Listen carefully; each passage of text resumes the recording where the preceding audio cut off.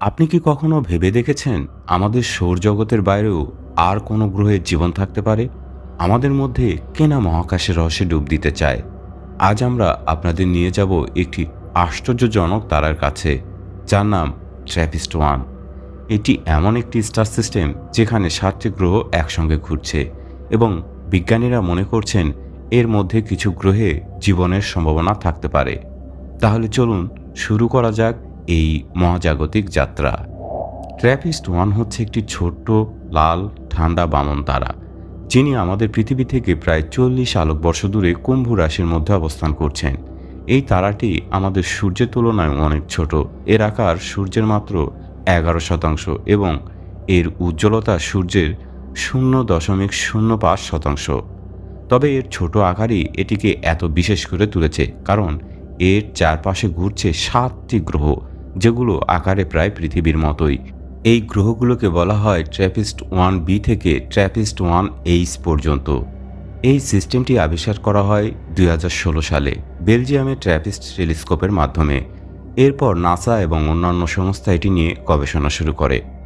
আশ্চর্যজনক ব্যাপার হলো এই 7টি গ্রহের মধ্যে 3টি ট্র্যাপিস্ট ওয়ান ই, এফ এবং জি তারার হ্যাবিটেবল জোনে অবস্থিত। এই জোনটি এমন একটি এলাকা যেখানে তাপমাত্রা ঠিকঠাক থাকে, যাতে পানি তরল অবস্থায় থাকতে পারে। আর পানি মানেই তো জীবনের সম্ভাবনা। তো চলুন এই 7 ভাই বোনের সঙ্গে পরিচিত হই। প্রথম গ্রহ ট্র্যাপিস্ট ওয়ান বি তারার খুব কাছে অবস্থিত। এটি এত গরম যে এখানে পানি বাষ্প হয়ে উড়ে যায়। তারপর আছে সি এবং ডি, এরাও গরম, তবে ডি এর ক্ষেত্রে বিজ্ঞানীরা একটু আশাবাদী। এরপরে আসে সোনালি ত্রয়ী ই, এফ এবং জি। এই 3 গ্রহ হ্যাবিটেবল জোনে থাকায় বিজ্ঞানীদের প্রিয়। এদের পৃষ্ঠে শিলা থাকতে পারে, বায়ুমণ্ডল থাকতে পারে, এমনকি মহাসাগরও থাকতে পারে।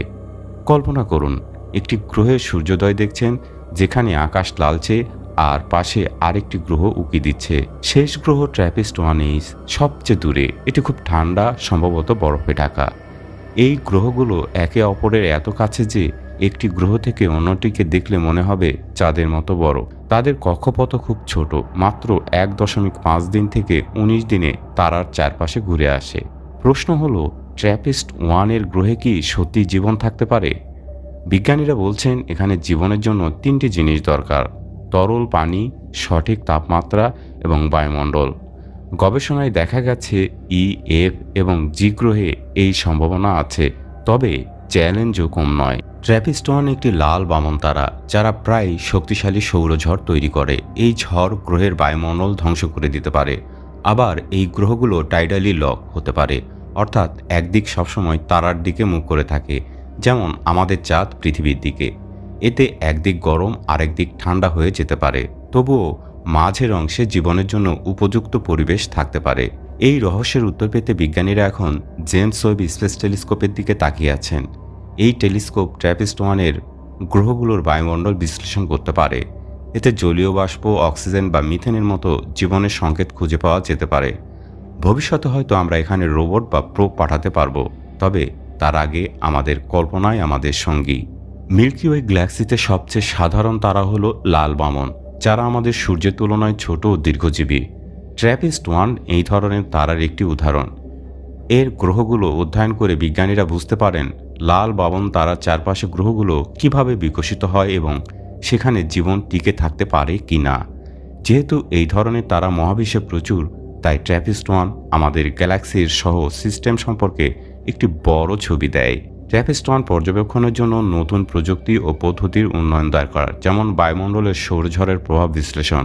এটি জ্যোতির্বিজ্ঞানীদের শুধু এই সিস্টেম নয়, অন্যান্য দূরবর্তী এক্সোপ্ল্যানেটও ভালোভাবে বুঝতে সাহায্য করছে। এটি ভবিষ্যতে মহাকাশ মিশনের জন্য একটি পথপ্রদর্শক। ট্র্যাপিস্ট ওয়ান আমাদের মহাবিশ্বে একটি ছোট্ট জানালা খুলে দিয়েছে। এটি শুধু গ্রহ বা তারার গল্প নয়, এটি আমাদের নিজেদের গল্প। আমরা কোথা থেকে এসেছি আর কোথায় যেতে পারি। আপনার মতে এই গ্রহগুলোতে কি জীবন আছে? নিচে মন্তব্যে জানান। আর এই ভিডিওটি পছন্দ হলে লাইক, সাবস্ক্রাইব করতে ভুলবেন না। মহাকাশের আরও গল্পে আবার দেখা হবে।